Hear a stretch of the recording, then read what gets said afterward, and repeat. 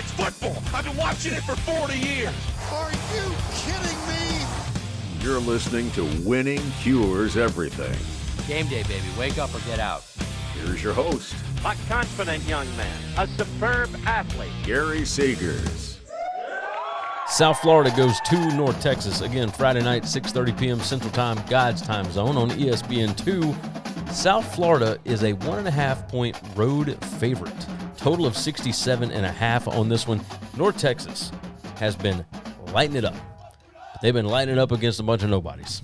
That is certainly something to pay attention to. North Texas is off of a bye. South Florida, of course, played Charlotte last week. South Florida 10-9-1 against the spread in road conference games. This is their first trip to Denton since 2002. Remember, these two were not in the same conference for quite a while. And North Texas, 0-4 against the spread coming off of bye the last 4 times. Something to pay attention to.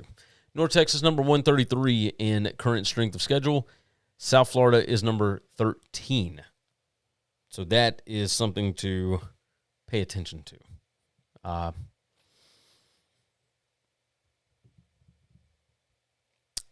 Where do I want to start with this? I mean, this is such a fascinating game. South Florida, only number 99 in offensive success rate. It's kind of surprising. Their defense has really done most of the work for them. And they've got a huge talent advantage here. Number 66 in overall talent. North Texas is number 92. You look at 5 factors. South Florida, number 47. North Texas, number 12. I mean, North Texas is explosive. They are efficient. There's so many good things to say about North Texas. The problem is that they have played absolutely nobody with really a pulse. The Army team that they went and beat, that they were up big and let them get back into the game and all that, it's not a great Army team. So, but I do think this is a massive, massive game for North Texas. I think Eric Morris and company have been ready for this one. It is a ranked team coming into their house who is favored over them, right? North Texas opened up as a 1.5-point favorite. It's flipped all the way over to South Florida, favored by 1.5.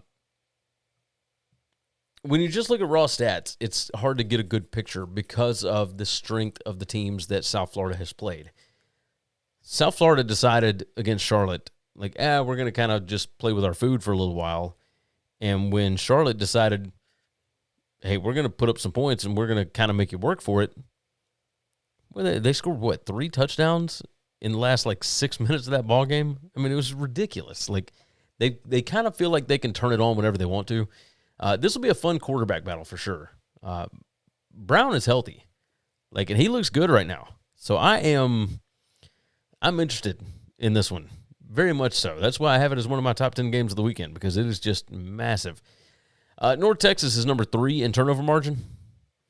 USF is number 24. The biggest problem for USF is they're number 84 in giveaways per game. Well, North Texas is pretty good at generating takeaways. That's something to pay attention to. North Texas is better in penalties per game. The problem for North Texas is that they're not very good against the run. And Byron Brown and company will feast on them if they don't get something cooking. Offensive line yards allowed, North Texas is number 92. South Florida is number 29. Stuff rate, North Texas's defense is number 127. Well, South Florida is number 15, so that South Florida offensive line is going to be able to get a push here. Yards per rush, USF number 20. Yards allowed per rush, North Texas defense number 72. I kind of feel like South Florida will be able to run the ball whenever they want to. On the other side, North Texas wants to pass the ball, but they've been pretty balanced. They have got a fantastic running back. They're number 11 in PPA per rush. They are number 12 in rushing success rate, number 32 in rushing explosiveness. Well, South Florida's defense is number 17, number 53, and number 6 in those. Stuff rate, South Florida's number 11. North Texas's offense, number 39 there.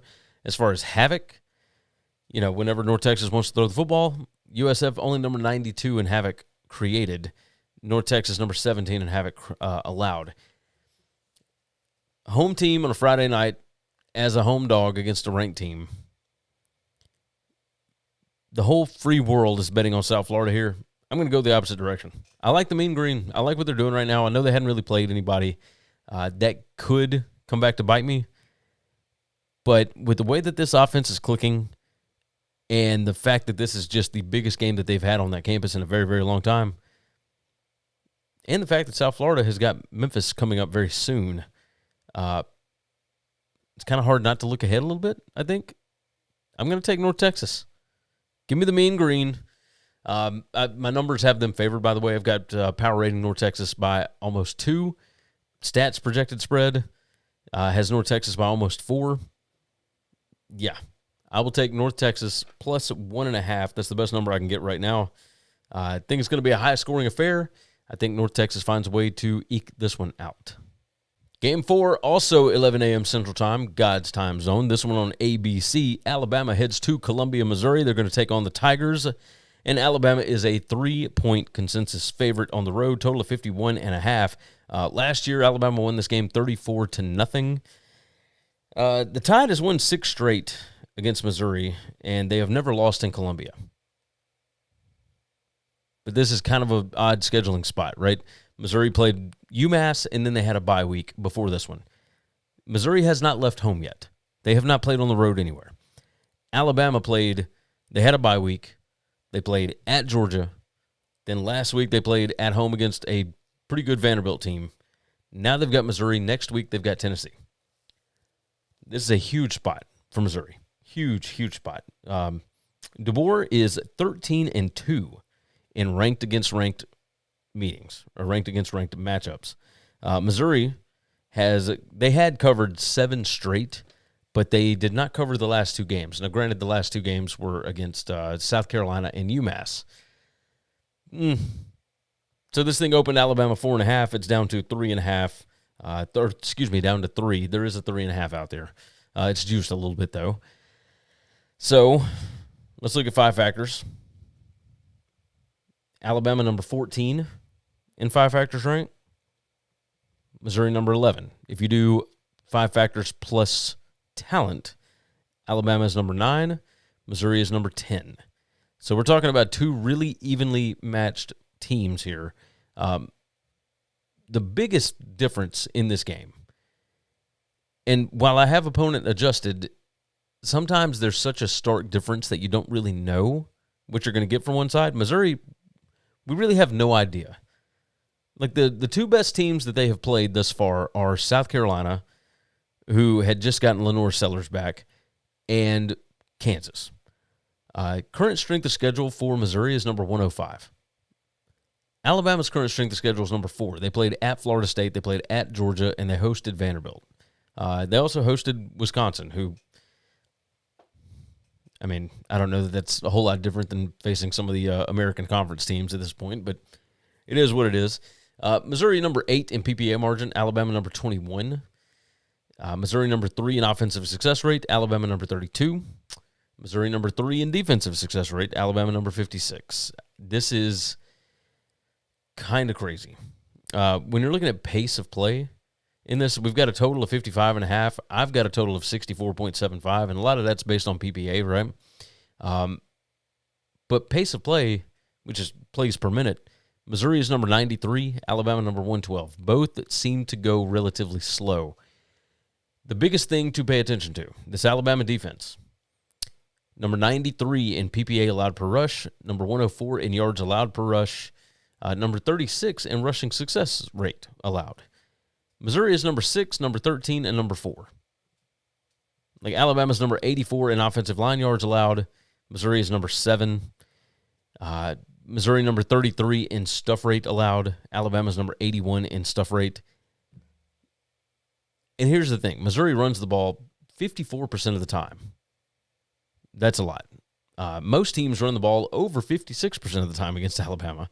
The Tide did find something that worked last week against Pavia and that Vanderbilt offense. Vanderbilt would have liked to have run the ball more, but it didn't work. So Kane Womack kind of switched things up, went with a 3-4, looked a lot different. Linebackers were able to play the gaps. It was different than what they did against Florida State.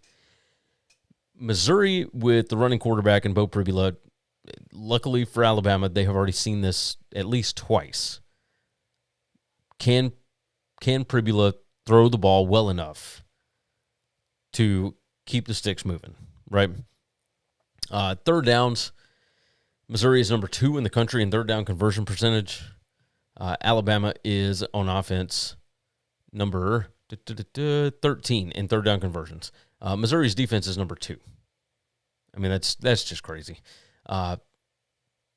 Missouri, number 115 in points allowed per scoring opportunity on defense. Well, Missouri's offense is number 14 in points per scoring opportunity. That's when you get a first down inside the opponent 40. Alabama, number 100 in points allowed per scoring opportunity. That's not good.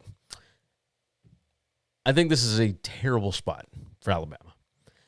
Missouri has kind of had this one circled. This is one that you win this one, you kind of really you have to start taking Missouri seriously for the playoff. My number has Missouri favored by 1 as far as the projected stat spread. My power rating has Alabama favored by 3. And my score has Missouri like 33-32 roundabout. I think I'm going to go Missouri. You've got Tennessee on deck. You just had a revenge game against Vanderbilt. You still weren't able to really dominate that the way that you wanted to. I mean, they got a late score with 20 seconds left, whatever it was, to cover the spread. But there were 3 drives in the second half that, it took forever, but you got field goals out of it instead of touchdowns. You're going to need touchdowns to beat Missouri, I believe, especially on the road. I think Missouri gets this done. So, best number I can get right now is FanDuel, Missouri plus 3.5.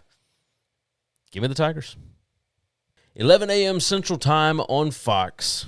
We've got Ohio State traveling to Illinois, and this one is interesting. Ohio State favored by 14.5 on the road. Total is 50.5. Ohio State has won 8 straight against Illinois. They have won 11 straight in Champaign. Illinois 5-2 against the spread in their last 7 against ranked teams. Now, they were 5-1 until they played at Indiana. This one, of course, at home. Illinois is the only Big Ten team that has not had a bye yet. That's pretty wild. I mean, you want to talk about going through quite a bit here. Bit of a rivalry game with Purdue last week. Handled that one easily. Luke Altmaier, I mean, should be up for a ton of awards. If you look at just their passing numbers, they are, let's see, number 21 in passing success rate. They're number 5 in PPA per pass, number 4 in yards per pass attempt, number 6 in QBR. But they only throw the ball 48% of the time. They run the ball 52% of the time, which is good for 59th rush rate in the country. But they are number 124 in PPA per rush, number 109 in yards per rush, number 76 in rushing success. I mean, they do not have a lot of success doing it, and yet Bielema is bound and determined that they are going to run the football. The problem is Ohio State is good at everything on defense. They are number 3 in PPA allowed, that's predicted points added, allowed per drive on defense. They are number 14 in defensive success rate, number 26 against the pass, number 16 against the rush. They're number 5 in net points per drive. Illinois is number 54. The Illinois stats, just like last year, wouldn't exactly show you that they were good, I would say. Illinois' statistical profile matches that of an average team. Their 5 factors rank is number 35. Ohio State is number 3. A lot of people believe, because of the returning production and all of that, that Illinois is a top 15 team, and I don't even know that they really should have beaten USC. I think they had a lot of breaks go their way. Not necessarily in the game, but just the way that the game, the scheduling, where the game happened, all of that, right? I mean, it was a 9 a.m. body clock game. It is what it is. So, turnover margin, Illinois is better than Ohio State currently, but Ohio State's better in penalties per game. Points per play margin, that's Ohio State. Ohio State is not exactly explosive on offense, number 118. Number 132 in rushing explosiveness. They're number 83 in passing explosiveness, but they are number 33 in yards per rush. They're only number 75 in rushing success rate.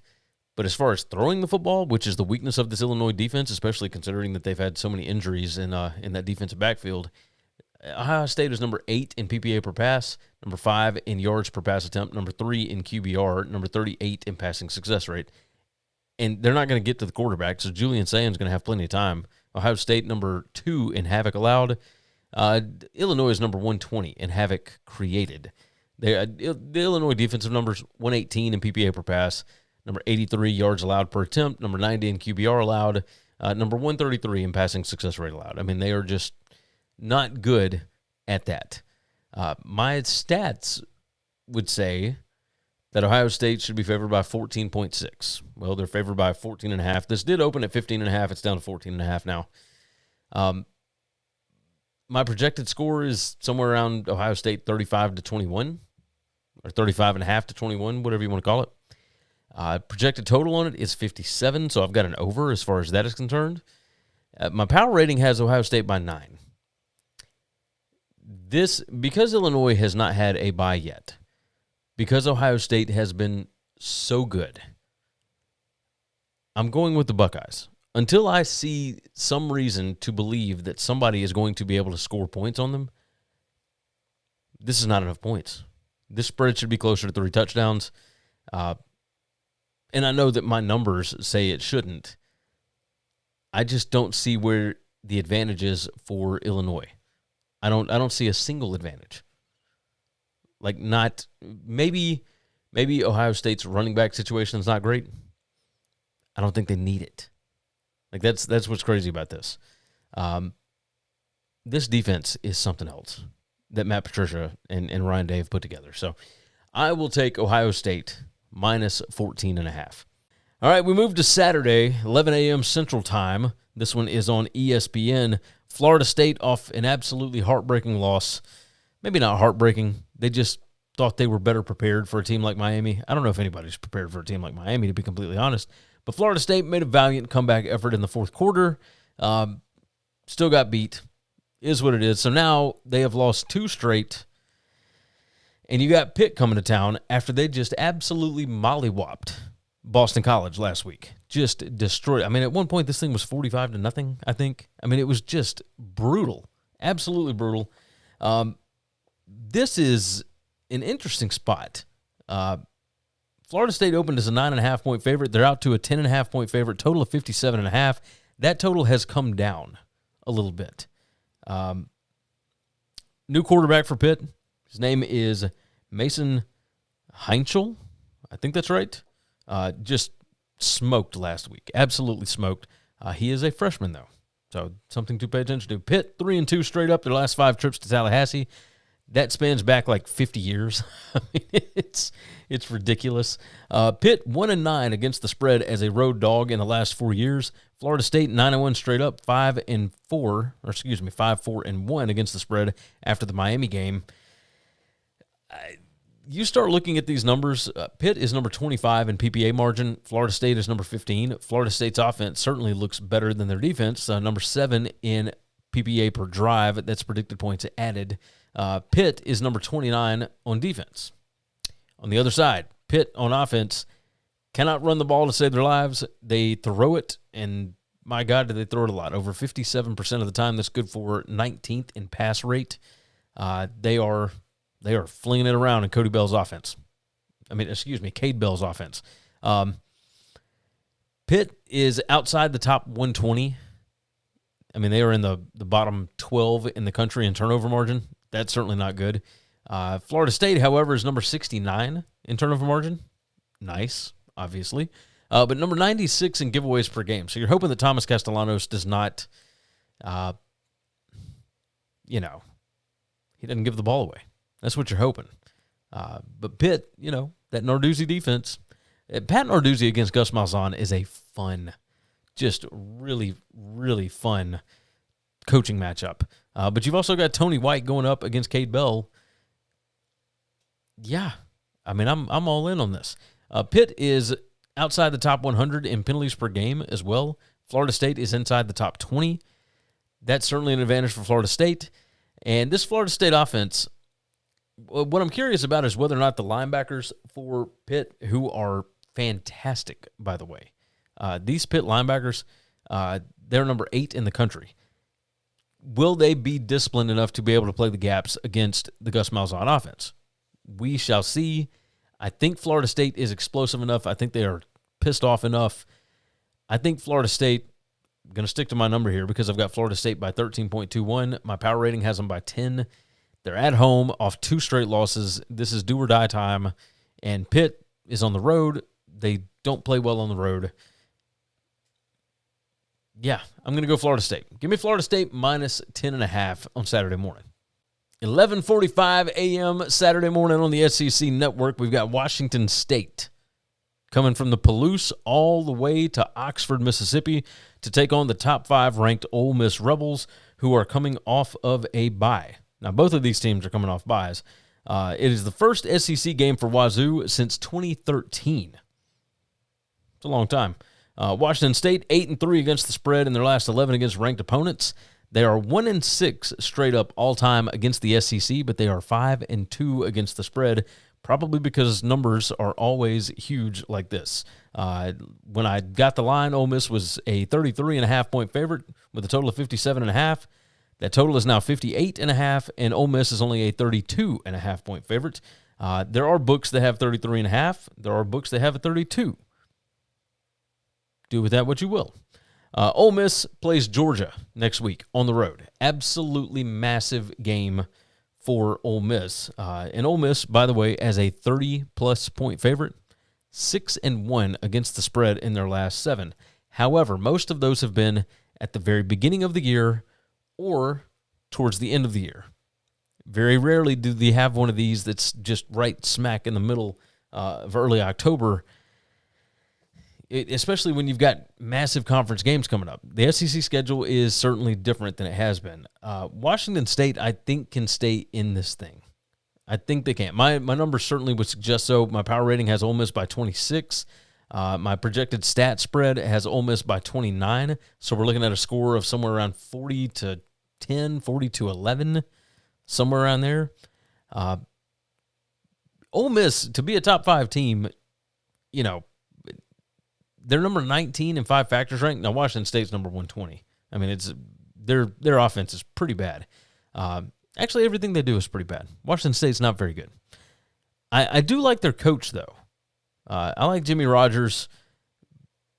This is just not a very good football team. At the same time, I don't look for Lane to really run this thing up. This is a weird spot. Like this, I believe Ole Miss was supposed to play Wake Forest at home this year, and Wake Forest bought out of it. I mean, it's a mess. So, alas, it is what. Or no, maybe that was last year. Regardless, it's Washington State, and you're playing them in October at home the week before you play at Georgia. I don't expect Ole Miss to really show a whole lot. My numbers say it should only be about a 30-point spread, somewhere around there. This thing is at 32.5. Best number I can get is 33.5. I'll take Washington State. There's no reason to look at these numbers. Ole Miss, number 14 in PPA per drive on offense, number 67 in PPA per drive allowed on defense. They're number 61 in defensive success rate, number 106 against the run. I found that interesting. They are not good at stopping the run, and yet it's a top 5 football team right now. A lot of people like the Lane documentary, I suppose. I mean, they jumped a ton after that win over LSU.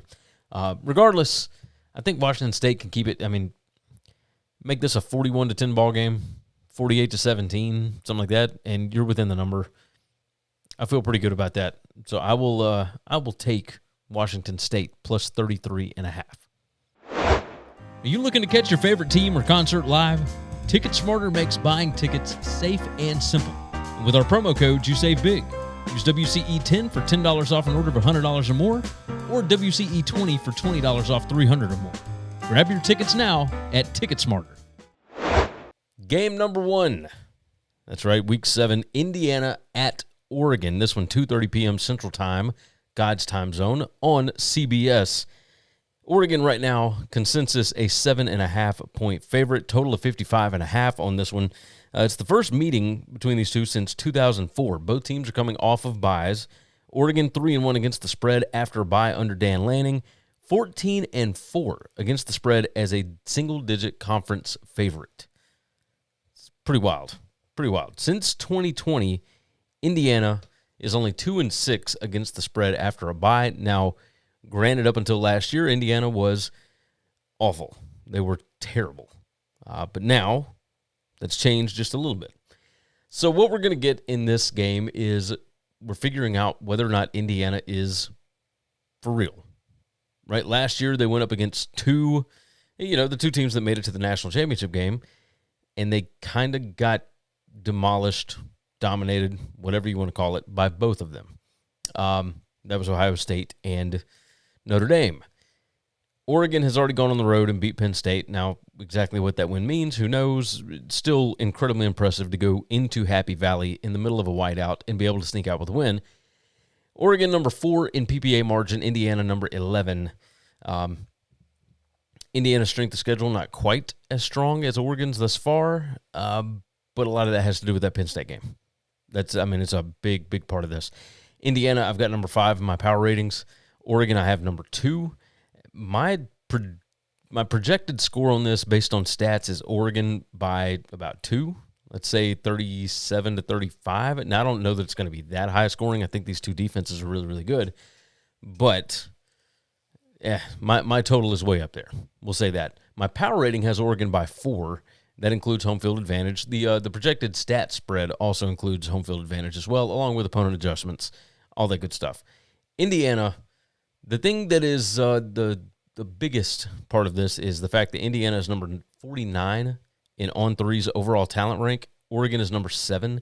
So Oregon has NFL players at basically every position. Indiana does some, right? Pat Coogan, he's the center, came from Notre Dame. He's going to be in the NFL. Elijah Surratt, the wide receiver, he's going to be in the NFL. Basically, everybody has their quarterback, Fernando Mendoza, as the number 1 quarterback taken in this upcoming draft. There are certainly players for Indiana that will make NFL rosters. Not to the degree that Oregon has them, though. Oregon has them in spades. Net points per drive, Oregon number 1, Indiana is number 2. Points per play margin, Oregon number 5, Indiana number 4. Turnover margin, Oregon number 16, Indiana number 13. Indiana number 8 in penalties per game, Oregon is number 7. I mean, these two teams are almost mirror images of each other. There's not really any bad numbers for Indiana anywhere. And yet this line opened at 9.5. It's all the way down to 7.5. There are some 7s out there available right now. When you start looking at, anything, Oregon's offense, number 69 in scoring opportunities per game, that's not great. But the reason it's not great is because they can be explosive. Number 8 in rushing explosiveness. Indiana's defense is number 134.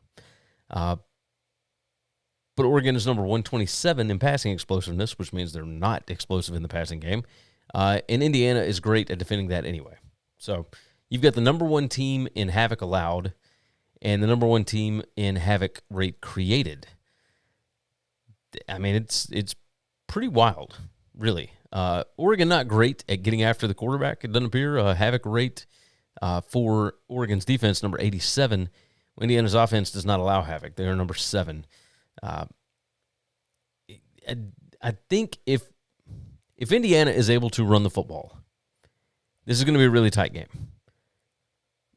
But I wonder, with the travel, with the atmosphere, everything else, this line opened at 9.5 for a reason. I think I'm going to buy into that reason. Oregon is number 1 in 5 factors rank. Indiana is number 2. You look at first half point margin, second half point margin, etc. What my purpose on this show is to make picks on games. I'm picking against the spread for all of these different games. Net explosiveness, Indiana's number 134. Oregon's number 55. I think I'm going to go with Oregon. Best number I can get is a 7 out there right now. Looks like that is at DraftKings. I'm going to go with the Ducks on this because I'm going to trust talent and environment in this spot. Would I like for Indiana to win this? Yeah, it'd be great. It would be great. But we did see them. We saw them in these spots twice last year, and they did not perform well. Now, granted, they've got a different quarterback this year, et cetera. But we did see Indiana go on the road to Iowa. And really, I'm not going to say they were lucky to escape with a win, but it was real tight there. It was real tight. Again, both teams coming off of a bye. I feel good about Oregon being at home. I'll lay the 7. Give me the Ducks -7. Game number 2, and we're going to the 121st edition of the Red River Shootout. We've got Oklahoma and Texas. Texas, a 2.5-point consensus favorite. Total of 42.5 on this one. 2:30 p.m. Central Time on ABC. Last year, 34-3 Texas. They won 3 years ago, I guess it was, 49-0. That Texas has won 2 of 3. Oklahoma had kind of owned the series a little while before that. Texas coming off of a loss to Florida. Oklahoma, of course, we're not sure if John Mateer is going to play. It doesn't appear that he's going to, which I believe is the reason why this line is where it is, because as you can see, my numbers have Oklahoma favored both in a power rating sense and in a projected stats sense. The Texas defense is still very much legit. They did, however, get absolutely boat raced by Florida last week. And when I say boat raced, I don't mean it as in they got completely dominated. They were just not very good. Arch wasn't good. The offensive line wasn't good, which is probably a lot of why Arch was not. But, man, I don't think they fully expected to see Dallas Wilson and that Florida offense cooking the way that they did. Oklahoma put up 45 points, I believe it was, on Kent State last week. This thing was Texas -3.5. It's down to 2.5. There is a 3 still out there, two different places. Let's try and break down some numbers here. This Oklahoma defense is significantly better than the Florida defense that Texas just had trouble with. Texas is not terrible, number 34 in havoc rate allowed, but Oklahoma is number 4 in havoc created. That's going to be a problem. Passing success rate, Texas is number 82 in passing success. Oklahoma is number 1 in passing success allowed. That's not good. PPA per pass, predicted points added per pass. Texas, is number 111. Oklahoma is number 3. Looking on offense, it's kind of hard to figure out exactly what we're looking at as far as this Oklahoma offense. If they don't have Mateer, they're not going to be as efficient on offense. And as far as efficiency on offense, they're number 25 in offensive success rate, number 31 passing, number 43 rushing. They are number 41 in yards per pass attempt. They are number 104 in yards per rush. Texas's defense, number 7 in PPA allowed per rush, number 12 in yards allowed per rush, number 52 in rushing success allowed, number 2 in rushing explosiveness allowed. Like, there's a lot of numbers that point towards Texas's defense. They are pretty good against the pass as well. They are number, 41 in havoc created. Oklahoma's offense, number 87 in havoc allowed. Turnover margin, Oklahoma, number 131. Not great at generating turnovers. They're number 96 in giveaways per game.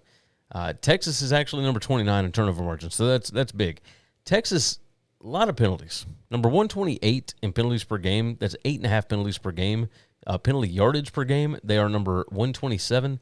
That could rear its head in this game. 5 factors rank, Oklahoma's number 7.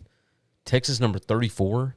So the intangibles, the things that you do that most correlate with winning football games, Texas is not very good at them. Texas special teams, number 110. Oklahoma special teams, number 10. Overall talent, though, Texas is number 3 in the country. Oklahoma, though, is not that far behind at number 13. Even without John Mateer in the game, I think Michael Hawking Jr. is good enough to be able to get a win here. mainly because I trust Oklahoma's defense more than any other unit in this ballgame. So let's make it that simple. I will take Oklahoma. Best number I can get right now is a 3. Oklahoma +3. It feels like this is kind of a baity line, but I'm going to take it. I will take Oklahoma. I think they're going to win the game outright, so I will certainly take the 3 there. To the ACC, where Georgia Tech is hosting Virginia Tech. Georgia Tech coming off of a bye here, and Georgia Tech is currently a 14.5-point favorite, total of 55.5 in this one. It's 2:30 p.m. Central Time on the ACC Network. Oh, yes. Georgia Tech by 14.5. The home team in this series is just 2-8 against the spread in the last 10. And there have been 8 outright upsets in the last 10 in this series. Georgia Tech plays at Duke next week.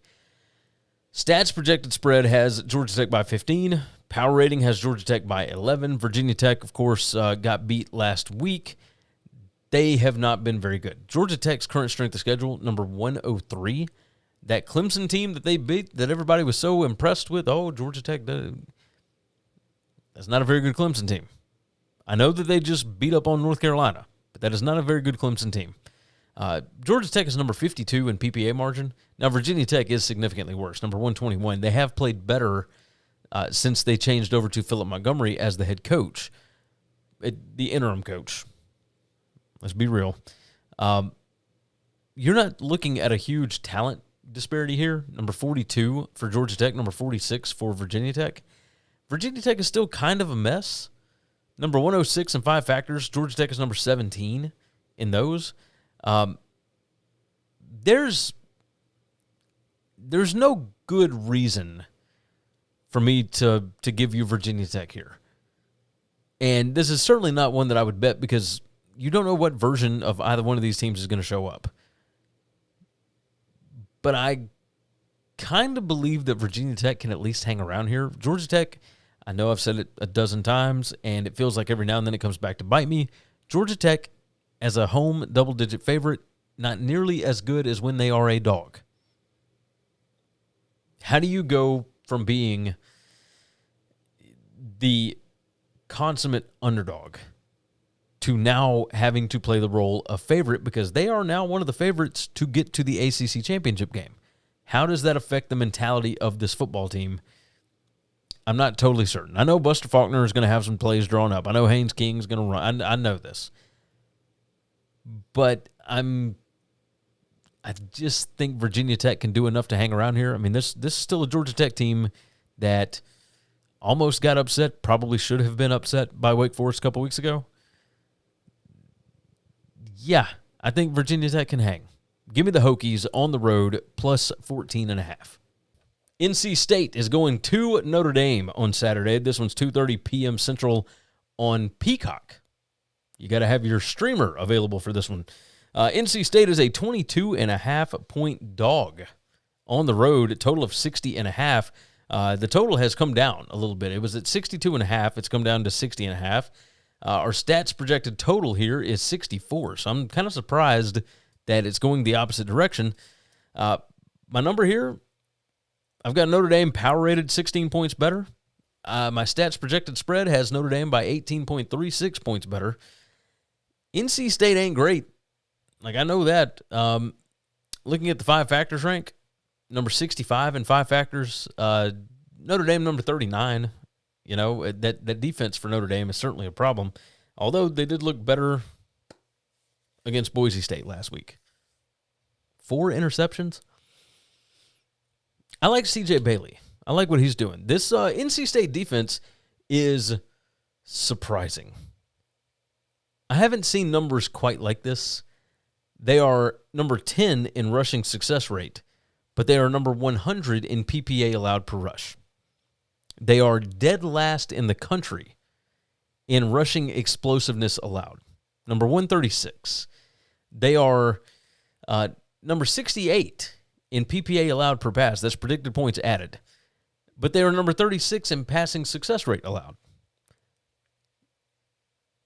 Is this a good defense or is it not? They're number 92 in predicted points added allowed per drive. but they are number 18 overall in defensive success allowed. It's kind of surprising. They allow big plays. Notre Dame can certainly create some big plays. On the other side of the ball, Notre Dame is number 93 in defensive success rate, and they're number 88 in defensive PPA allowed per drive. NC State is number 28 in offensive PPA per drive and number 38 in offensive success rate. They can throw the football. That is certainly a weakness of this Notre Dame defense. They are number 86 in passing success rate allowed. They are number 111 in havoc, number 86 in passing explosiveness allowed, number 83 in yards allowed per pass attempt, etc. NC State is going to be able to throw the rock a little bit. And I feel like 22.5 is just too many points. It's gone up. It was 21.5. It's up to 22.5. Make any of it make sense to me. I know that everybody thinks that Notre Dame is just going to be able to put up massive points on everybody. But this NC State team they at least fight. I'll give them that. They at least fight. So I'm expecting this thing to be relatively close. And if that is the case, afternoon game in South Bend, it's everybody's Super Bowl. I think NC State can hang around, especially keep it within 22.5. So I will take the Wolfpack on the road here, plus 22.5. Over to the Big 12, Iowa State traveling over to Boulder. What an interesting spot. 2:30 p.m. Central Time on ESPN. And the Colorado Buffaloes are 3-point home dogs to the Iowa State Cyclones. Total of 52.5 on this one. And I'll just go on and tell you, my power rating has Iowa State by 4.7. And my stats projected spread has Iowa State by almost 6, 5.9 points. I've got 24.5 to about 18.5, somewhere around there. So, of course, I've got a total of 43 points. Our total was 52.5, and that thing has stuck right there, 52.5. Iowa State, both of their starting corners out for the year. You certainly saw that rear its ugly head against Cincinnati last week. Cincy was able to do all kinds of things. But Cincy had a quarterback that can throw the football. Colorado, number 73 in PPA per pass. They're number 30 in passing success rate, but they're number 66 in yards per pass attempt. Iowa State, still pretty good as far as havoc, right? Colorado, number 112 in havoc rate allowed. That ain't good by any stretch of the imagination. And then passing downs rate, they're one of the bottom 8 in the country. Outside of the top 125, they 36% passing downs rate. So they don't get put in that position very often. But they are relatively successful with it. Passing down success, number 30.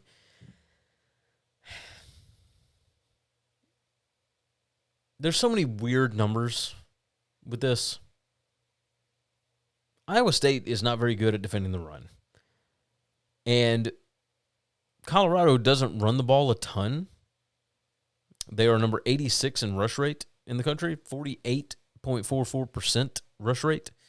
Number 67 in yards per rush, but they are number 107 in rushing success rate. Well, Iowa State is number 101 in rushing success allowed, but they're number 54 in PPA allowed per rush. It's weird numbers with this Iowa State defense.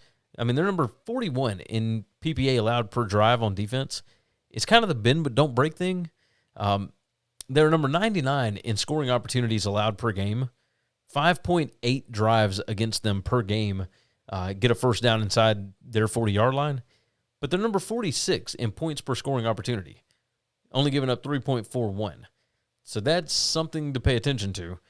This Colorado defense has not been good. I thought they might be okay. I was wrong. It is what it is. Number 120 in PPA allowed per pass. They're number 44 in PPA allowed per rush, but they are number 98 in yards allowed per rush. They're number 105 in yards allowed per pass attempt. Iowa State is going to be able to sling the ball against them. Look for Rocco Beck to have a pretty good game. I can give you all of these numbers all day long, but if you look at the 5 factors rank, Iowa State number 20, Colorado number 88. The intangibles, the things that really matter to winning a football game, Iowa State does those in spades. Matt Campbell, certainly I believe a better coach than Deion Sanders. One thing I am curious about, the health stuff has come back up with Deion again. Is this one of those where they're at home and, this is win-1 for coach and et cetera? Like, who's to say? Iowa State was a 5.5-point favorite. This thing's all the way down to 3. I still got to trust my gut and trust my numbers. I know they've got 2 corners out. I don't think it's necessarily going to matter against this offense. I'll take Iowa State. Iowa State -3 on the road in Boulder. Are you tired of sore knees or joints slowing you down? Go Sleeves uses built-in kinesiology tape technology to give you support, reduce pain, and help you recover faster. Use code WCE for 15% off over at GoSleeves.com. To the SEC, 3:15 p.m. Central Time on the SEC Network, the Arkansas Razorbacks go to the Tennessee Volunteers, and Tennessee currently a 12.5-point home favorite, total of 68.5. The total has come down, 69.5 down to 68.5. The ticket number has come down. Tennessee was a 13.5-point favorite. They are now a 12.5-point favorite. Find that interesting. My power rating only has Tennessee favored by 10 points. My stats projected spread has Tennessee by 15.4. You look at PPA margin, Tennessee is number 12 in the country. Arkansas is number 59. You look at success rate, Tennessee is number 12 in offensive success rate, number 78 in defensive. Arkansas is number 6 in offensive success rate, and number 131 in defensive success rate. Now, I understand the defense was so bad, they fired Travis Williams, the defensive coordinator, or Bobby Petrino did when he took over as interim coach. And, yeah, it's rough. It's rough in these Arkansas streets. Chris Wilson is the interim defensive coordinator. He was last seen as the defensive coordinator of the Houston Roughnecks in the UFL. And now he will be calling plays and running the defense for the Arkansas Razorbacks. My total on this is 73.71.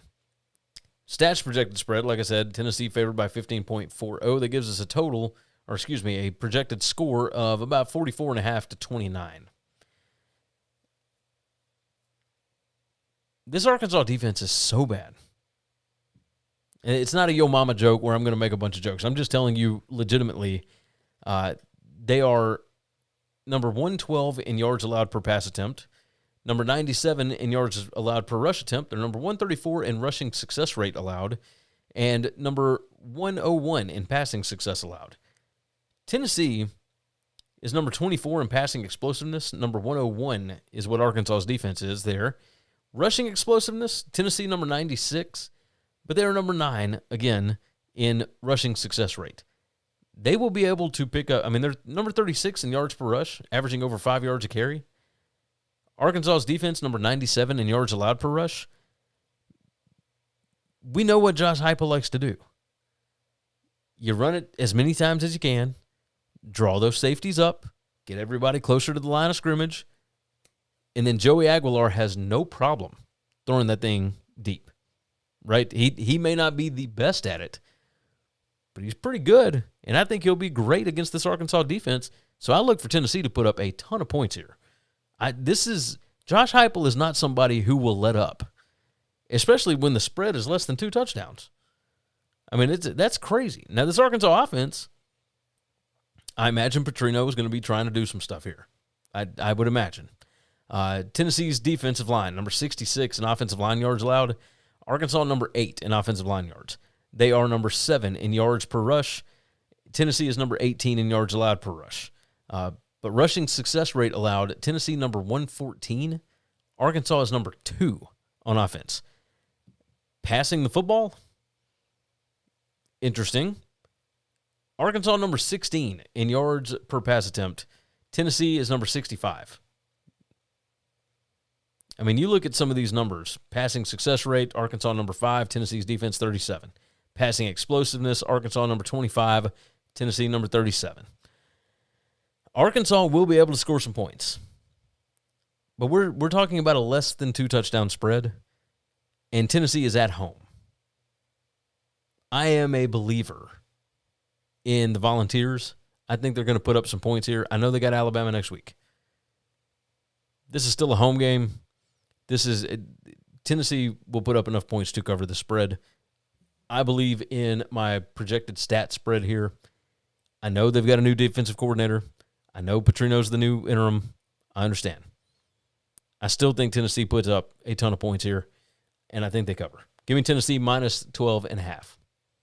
The Florida Gators off a massive win over the Texas Longhorns. They are headed to College Station. They're going to Kyle Field. They're going to take on the Texas A&M Aggies.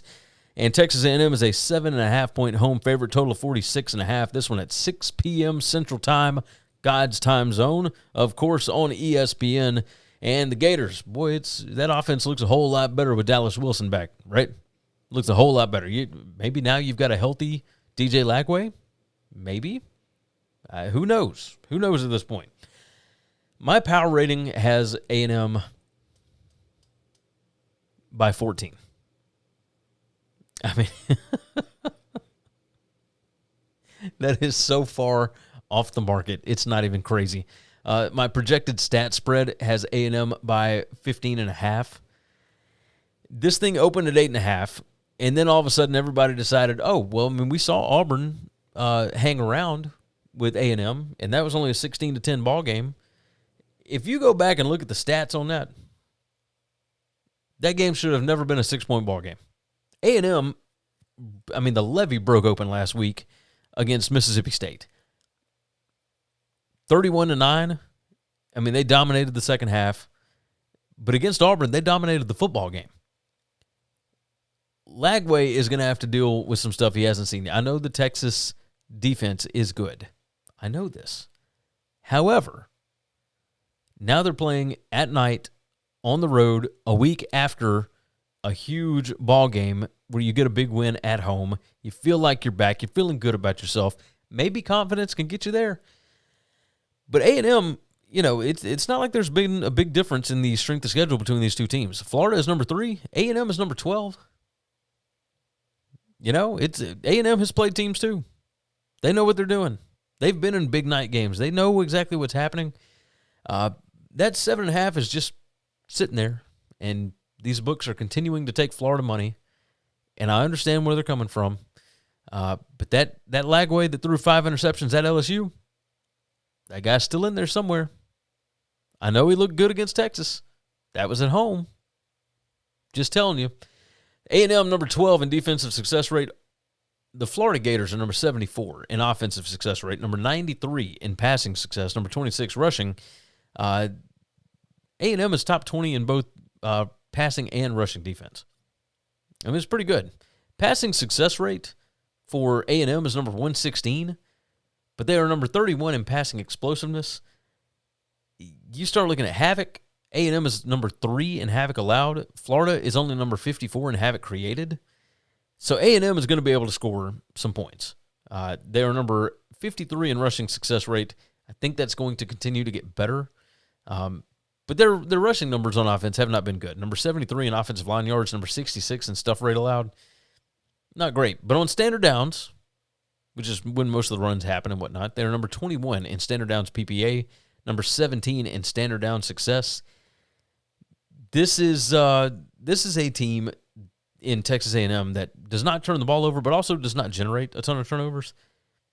If there was ever a team that you could generate some turnovers off of, it would probably be Florida. Number 96 in giveaways per game.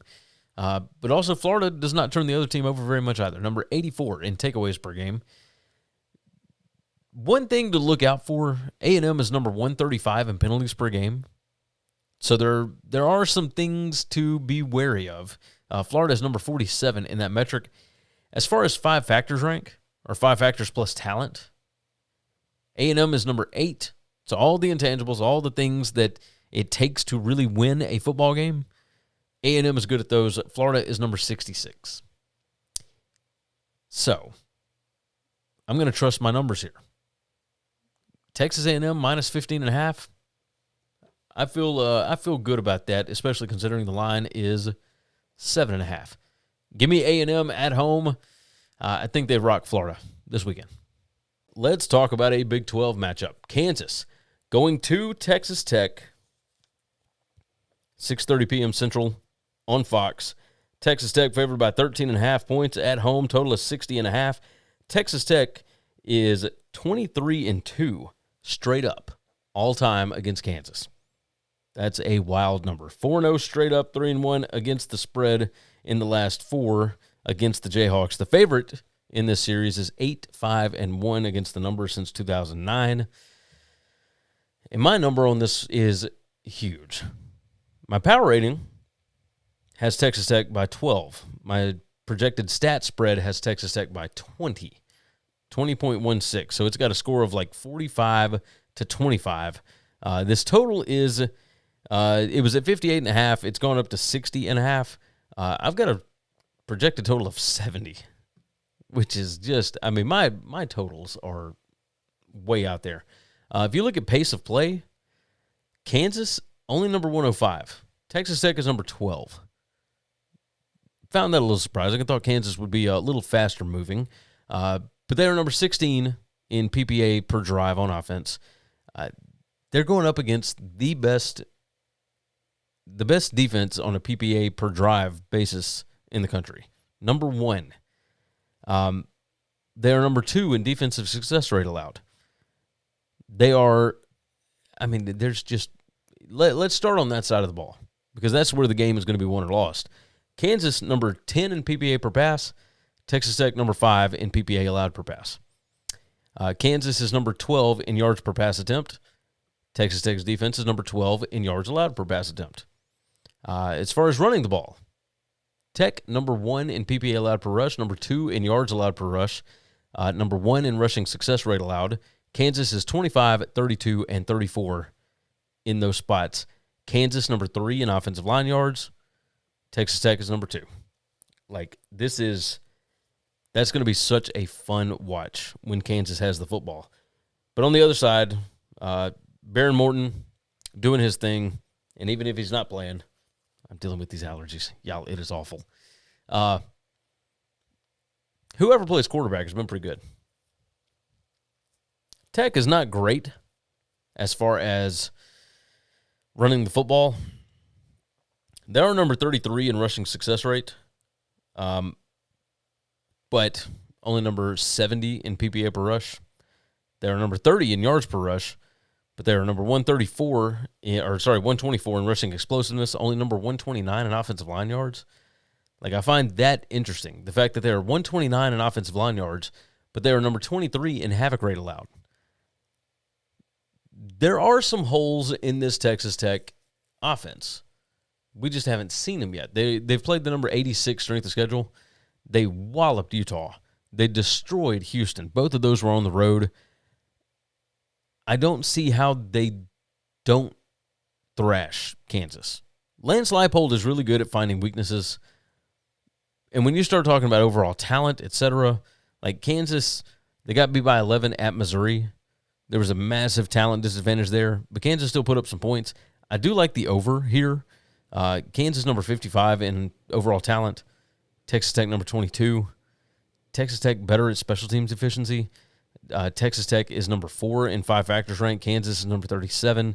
There's all these different intangibles. One thing to pay attention to is penalties per game. Tech is number 133 in the country. Kansas is number 40. Is that ever going to come back to hurt them? I don't know. I don't feel like it is. I'm not going to be the guy that gets in the way of this train. Like, Texas Tech feels like they are a wagon. They're only giving up 13.5 at home. I feel like they're going to demolish this team. I think they'll be able to get after the quarterback. I think it's going to be a nightmare. They will generate turnovers. Give me the Red Raiders, minus 13.5. I have been underselling them all year. That ends now. This is a fantastic football team. They are gelling at the perfect time. Texas Tech, minus 13.5. 6:30 p.m. Central Time on ABC. That's we got the 130th edition of the Deep South's oldest rivalry. Georgia and Auburn. This one inside Jordan-Hare. It's on the Plains. Georgia favored by 3.5. I didn't switch it over. Probably should have. Georgia favored by 3.5, a total of 46.5 on this. Georgia won this game 31-13 last year as a 21-point favorite. Georgia is now 0-2 against the spread against Hugh Freeze-coached Auburn teams. Georgia has won 3 in a row inside of Jordan-Hare, and Auburn is just 3-9 against the spread since 2014 against Georgia. They have not fared very well in this matchup. However, this year, Georgia is not looking quite as good. Auburn is at home coming off of a bye. Georgia had to face Kentucky last week. This Auburn offense ain't great. They ain't great, but they're pretty good at running the football. The issue is Georgia's pretty good at stopping the run. Georgia is not very good at defending the pass, but Auburn ain't great at passing it, right? So my number on this has Georgia favored by 1.96. Power rating has Georgia by 2.3, so somewhere around 2 points is what I have Georgia favored by. The question is, and you can see here, havoc rate, Georgia's number 97. They're not great as far as sacks or getting to the quarterback, etc. Number 109 in PPA allowed per pass, number 77 in yards allowed per pass, number 77 in QBR, number 115 in passing success allowed. You know, there's a lot to look at here. The problem is that Auburn is number 116 in PPA per pass on offense, number 111 in yards per pass attempt, number 99 in QBR, number 135, next to last in the country in passing success rate. With those wide receivers, you got to have somebody that can get them the ball. And maybe the offensive line is the problem. They are number 79 in havoc rate allowed. But I can't see it. I can't see it. Like Auburn, I think they're going to be able to run the ball some.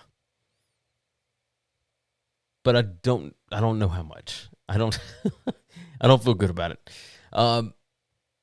Looking at when Auburn is on defense, they are fantastic against the run. Number 2 in PPA allowed per rush. They're number 6 in yards allowed per rush. Number 5 in rushing success allowed. They're number 38 in rushing explosiveness allowed. Number 1 in offensive line yards allowed. Like, this defense for Auburn is legit. Georgia wants to run the ball. They run it almost 58% of the time.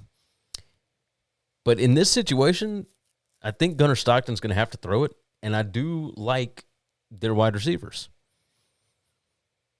This is one of those spots where Georgia kind of reestablishes itself. I think they got back to feeling pretty good last week against Kentucky.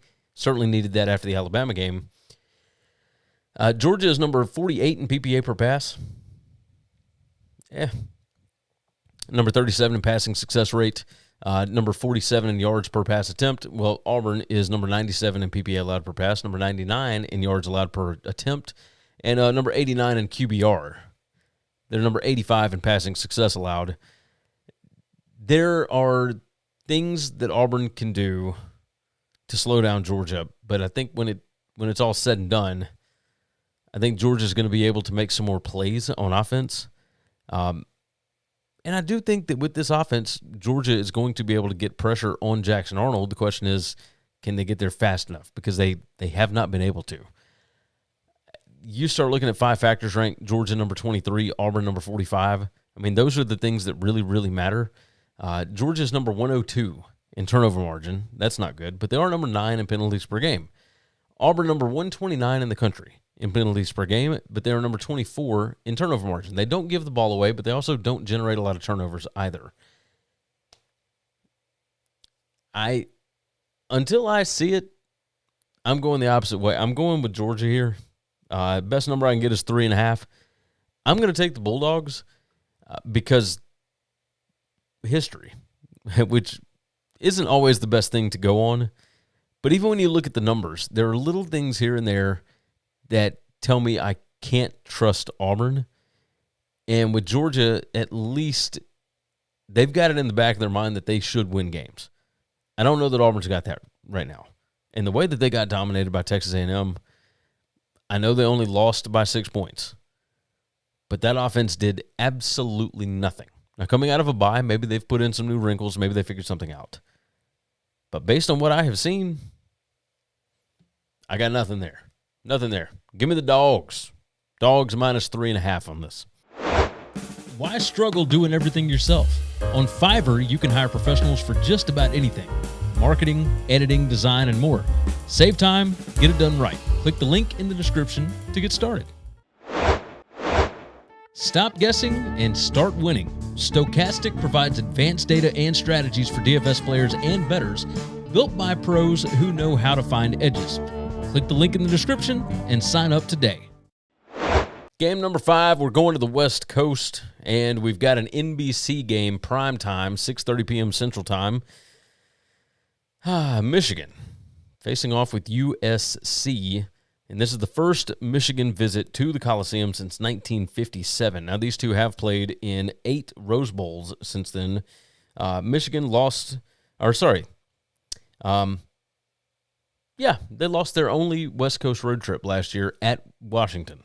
Lost that one 27-17. USC is coming off of a bye. And the questions are, of course, can USC stop the run this year? I mean, that was one of the most emasculating drives I've ever seen in my life, with that 2-minute drive at the end of the game, and Michigan just ran it on every play. And it didn't matter because they were going to get 8 to 10 yards, it felt like, every time they touched the football. It was bananas. Because Michigan just bullied them. They bullied them last year. The spread on this one is USC favored by 2.5, total of 57.5. And I think it did kind of surprise some people that Michigan was not favored in this game, just based on rankings and whatever else. USC went out to Illinois, lost on a last-second field goal, is what it is, right? But when you really break it down, USC is number 2 in the country in predicted points added margin. Michigan is number 23. Now, Michigan, number 11 in current strength of schedule. USC number 83. So that's something to pay attention to. As far as power rating, I've got Michigan number 13. I've got USC number 14. However, because of the pace that they play with, or because of how, the yards per play margin, all that kind of stuff, my power rating has USC favored by about 2 points, and that includes home field. My projected stat spread has USC by 7. So really somewhere in the middle of that, 4.5-ish, is what my real line would be. So I've got USC by a little more than 4 points, I guess. Kind of surprising when you look at it. The Michigan defense is good, but they do have some things that they could be better at. They're number 80 in pass success allowed, number 80 in passing explosiveness allowed. They're number 107 in passing downs PPA, number 111 in passing downs rate. They're number 94 in passing down success rate. They are going to be able to stop the run, I would imagine, although USC is really good at running the football. USC is number 5 in yards per rush. Michigan is number 4 in yards allowed per rush. So that'll be a fun matchup to watch. USC is number 1 in the country in rushing success rate. Michigan's defense number 34. On the other side of the ball, Michigan's offense, not great throwing it. Hadn't done big things there. Number 93 in QBR. Well, USC's defense is number 102 in QBR allowed. However, when it comes to scoring, Michigan number 64 in predicted points added per pass. USC is number 29 in PPA allowed per pass. So that is a bit of an advantage for USC. USC number 28 in PPA allowed per rush. Number 39 in yards allowed per rush. Number 102 in rushing success allowed. And number 8 in rushing explosiveness allowed, so Justice Haynes is going to have to work for his yards this time. Michigan, number 19, number 6, number 56 in rushing success rate, and number 17 in those metrics. Can USC muster up enough presence at the line of scrimmage? That's the question. Michigan, number 22 in 5 factors rank USC number 24. This is a pretty evenly matched ball game. The fact that it's on the West Coast, USC has got some things that they have got to get figured out. They're number 123 in penalties per game, number 24 in turnover margin. Well, Michigan is number 7 in turnover margin and number 27 in penalties per game. So they have a distinct advantage there. Michigan also significantly more explosive than USC, at least as far as rate. USC number 94 in net explosiveness, Michigan number 4. I feel like most of the free world is going to be on Michigan. I think this is a circle game for USC. Especially at home, I think Lincoln Riley's been ready for this one. I think he's been pointing to this game since last year. I think USC is going to win this, and I think they're going to cover the 2.5. So give me the Trojans. Trojans minus 2.5. South Carolina goes to LSU. This one is a 6:45 p.m. Central Time kick, God's time zone, on the SEC Network. South Carolina, the road dog here. It was at 9.5. LSU was favored by 9.5. LSU is now favored by 8.5. Total of 43.5 on this one. So the total has gone from 41.5 up to 43.5. Both of these teams coming off byes. South Carolina led for 55-plus minutes last year in their loss at home, 36-33 to LSU. The last South Carolina win over LSU was in 1994. And now they got to go to Baton Rouge at night to get that thing done. LSU is 8-0 against the spread after a bye when Alabama is not the next opponent. That's pretty wild to think about, isn't it? Pretty wild to think about. So my projected number here, I've got LSU favored by 11 as far as the power rating. My projected stat spread has LSU by 11.39. So my score here is somewhere around LSU 26-15. I've got a total of 41.47 on this, which is right in line with where it was at 41.5. But it's been moving, so it is what it is. South Carolina, number 18 in current strength of schedule. LSU, number 21. LSU, of course, coming off of a loss to Ole Miss. As far as covering goes, LSU is 2-3 against the number. South Carolina is 3-2, and they are also 3-2 straight up. LSU is 4-1 straight up. And if you start looking at really roster breakdowns, South Carolina number 18 in overall talent. LSU is number 5. Don't know that that's going to make much of a difference here. Let's talk about when LSU has the football. They cannot run the ball. That's the easiest way to put it. They only run it about 42.5% of the time, but they were number 124 in rushing success rate, number 107 in PPA per rush, number 115 in yards per rush. They were number 131 in offensive line yards, and they are number 123 in stuff rate allowed. South Carolina may have lost some pieces off that defense, but they will be able to stop the run for LSU. As far as the passing game goes, if there is no run game to speak of, I feel like LSU would go with some more empty sets. Hopefully they will start that this week. We'll see. Garrett Nussmeier has not been great by any stretch of the imagination. They're number 90 in PPA per pass, number 89 in yards per pass attempt, number 68 QBR. South Carolina's defense is number 41, 52, and 30 in those metrics. On the other side of the ball, South Carolina can't run it either. And LSU's defense is better against the run than South Carolina's is. But South Carolina, number 117 in PPA per rush, number 132 in yards per rush, number 131 in rushing success. LSU's defense is number 6, number 20, and number 31 in those metrics. Offensive line yards, South Carolina, number 120. LSU's defense, number 21. Yes, they are a top 25 unit as far as that is concerned. As far as passing the ball, South Carolina, is number 124 in passing success rate, but they're number 45 in PPA per pass, number 20 in yards per pass attempt, and number 45 in QBR. LSU is number 33, number 25, and number 20 in those metrics, and they're number 40 in pass success allowed.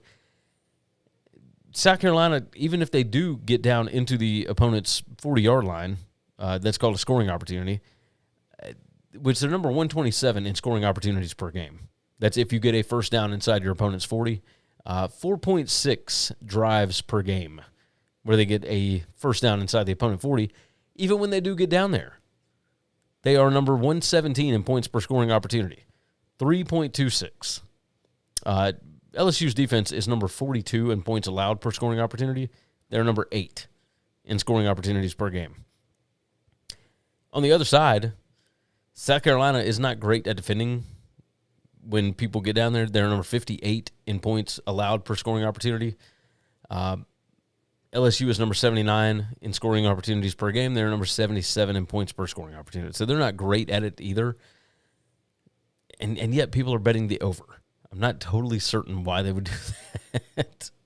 Because you've got two good defenses here. Number 21 in PPA allowed per drive on defense for LSU. Number 17 in PPA allowed per drive on defense for South Carolina. This is a night game in Baton Rouge. And this is a South Carolina team that can't score. LSU has more talent. This is the easiest way to look at this. South Carolina has not beaten them since 1994. I don't think they're going to start this week. Lenore Sellers would have to be freaking Superman, and he has not shown that he has that capability yet. Give me the Tigers. I'll take LSU minus the 8.5 there.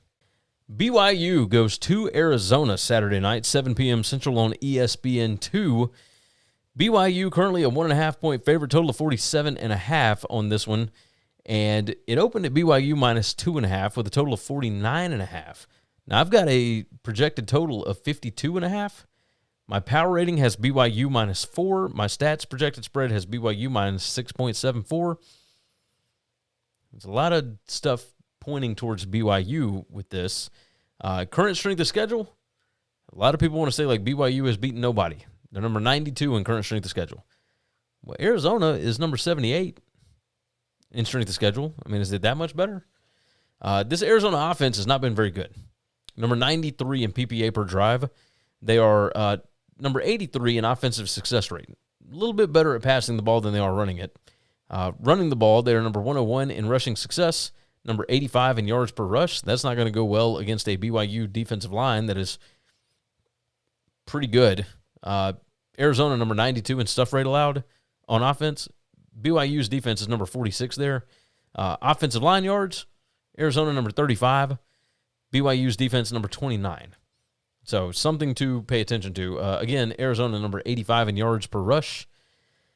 BYU's defense is number 14 in that. BYU's offense, this Arizona defense is pretty good. Danny Gonzalez is doing a really good job here. I am curious. I will say that. I am curious about this.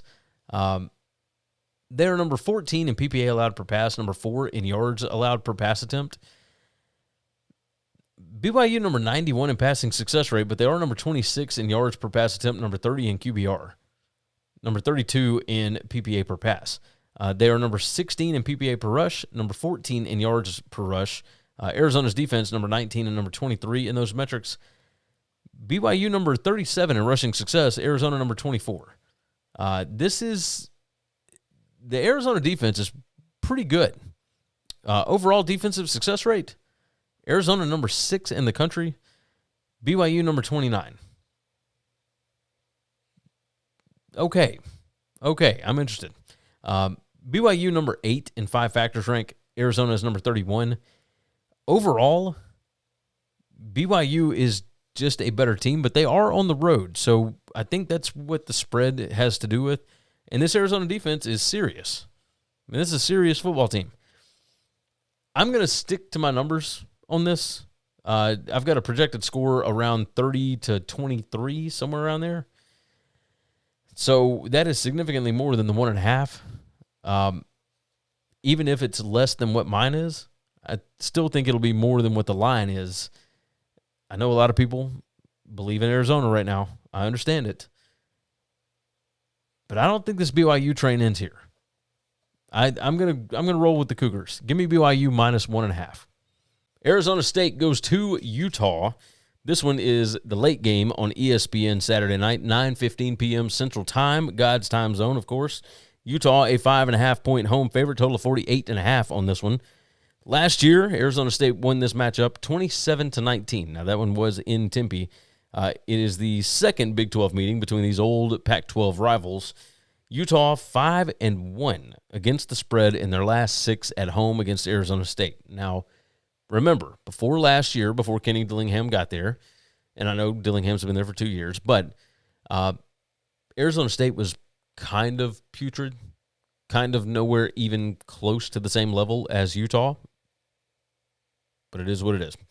Utah got absolutely demolished at home by Texas Tech. I do not believe that Arizona State is on the same level as Texas Tech. If we're being totally honest, I feel like Arizona State should probably have at least 2 losses by now. Unless you want to say, at least the 1 loss. They've got 1 loss. I feel like they probably should have lost to TCU. Maybe you want to say that the Mississippi State game was a fluke. Maybe. I don't know. My power rating has Utah favored by 6, so that's right in line with the actual spread. But my projected stat spread has Utah by 11. Now, that is opponent adjusted. However, there is a pretty large discrepancy here. Utah, current strength of schedule, number 98. Arizona State, number 41. Sam Leavitt and company, let's start with them on offense. He has not been throwing the ball well this year. They've got Jordan Tyson, but that's like it. They seem to only be targeting him. And he's an NFL wide receiver. He is amazing, but the numbers don't exactly bear it out that they're having a ton of success. They are number 80 in passing success rate, number 81 in PPA per pass, number 98 in yards per pass attempt, number 84 in QBR. Luckily, they are not exactly throwing the ball a lot. They only throw it about 46% of the time. Utah, really good against the pass. Number 16 in PPA allowed per pass, number 44 in yards allowed per attempt, number 25 in QBR allowed, and they are number 18 in passing success allowed. As far as running the ball, that's what Arizona State wants to do. I mean, they run it a lot, 54% of the time. They are number 33 in PPA per rush, while Utah's defense is number 22. But Arizona State is number 29 in yards per rush. Utah's defense, number 74 in yards allowed per rush. But when you get to on a down-to-down basis, Utah number 13 in rushing success rate allowed, Arizona State number 50. So I don't feel good about Arizona State's offense being able to do what Texas Tech did to this Utah defense. On the other side, Utah's offense, not great at throwing, number 89 in yards per pass attempt, but they are number 46 in PPA per pass, number 38 in QBR. They are number 3 in passing success rate. They're not explosive. They just do it down to down to down, and the offensive line for Utah is really, really good. This Arizona State defense, number 52, number 48, number 63, and number 67 in those metrics that I just named off. When you start looking at PPA margin, Utah is number 13, Arizona State number 56. Part of this has to do with the fact that Arizona State number 41 in strength of schedule and Utah number 98, as I mentioned earlier. But, again, these are opponent adjusted. Arizona State is dead last in the country in special teams efficiency. That's not good either. You look at penalties per game. Arizona State's better in turnover margin, but Arizona State is number 111 in penalties per game. Utah's number 48 in penalties per game. I feel like this spread is not enough. I think so many people have written off Utah after the Texas Tech loss. All they've done is crush teams other than Texas Tech, right? And we're not going to say that the Texas Tech game is because of the injury during the week to Dampier, but I think Texas Tech might just be that much better than everybody else in the conference. But Utah might be a close second, and they get this one at home. I don't think that's enough points. 4.5, don't feel like that's enough. Well, 5.5 is the consensus. There is a 4.5 out there at Segars right now. I believe that's right. Either way, that's the best number that we can get. I'll take it. Give me the Utes minus 4.5. Thanks for listening to Winning Cures Everything. Subscribe, leave a review or comment, follow at GaryWCE on X, and check out the web store,